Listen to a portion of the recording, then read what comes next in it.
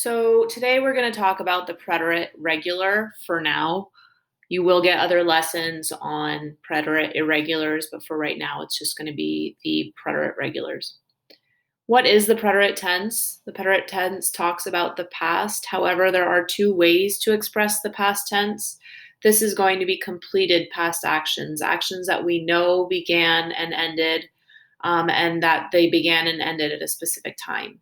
For example, yesterday I ate pizza. That action is no longer happening and it's not continuous. It is a completed action. Or last week I went to the store. It is not an ongoing action. It is completed. Therefore, we use the preterite tense. Some key phrases and words that indicate the preterite tense. If you see these, you can pretty much be assured that you're going to have the preterite tense. La semana pasada is last week, ayer, yesterday, anoche, last night, anteayer, the day before yesterday, siglo pasado, last century, if we're getting fancy. That should be el año pasado. I'll put in a little squiggle in there. That's my bad. It's not the past anus. It is last year. And el mes pasado, which is past month. So if you see any of these phrases, this is going to be a key indicator that you will likely use the preterite tense to indicate the past.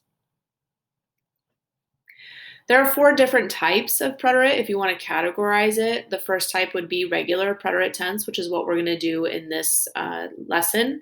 However, there are orthographic, stem changing, and what I like to call crazy like whoa, or the dirty dozen that don't really follow a particular pattern, and they're just ones that like to trip people up. And that's just getting used to them and using them in context and memorizing, unfortunately. So today we're going to concentrate mostly on the regular, and then there will be other videos that introduce orthographic, stem changing, and crazy like whoa, which can be classified as irregular preterite tense.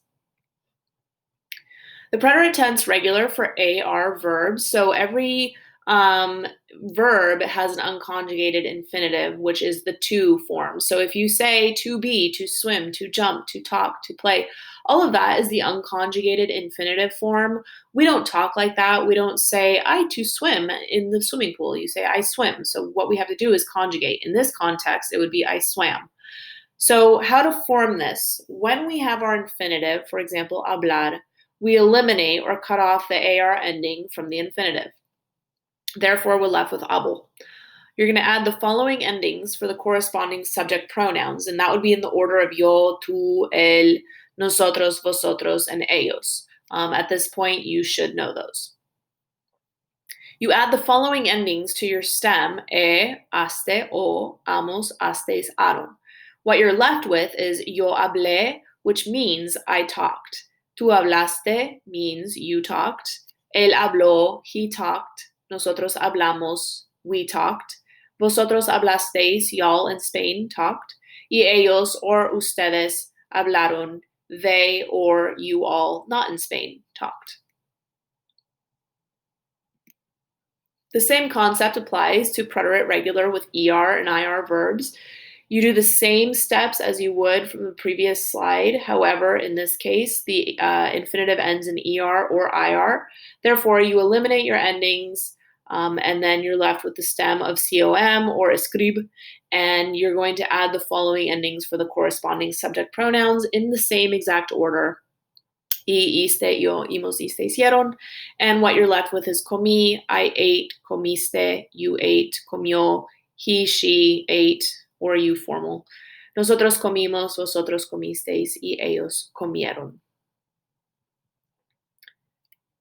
So as an example sentence, I ate pizza yesterday from the beginning of this slide would be yo comí pizza ayer. You can also interchange and say ayer yo comí pizza.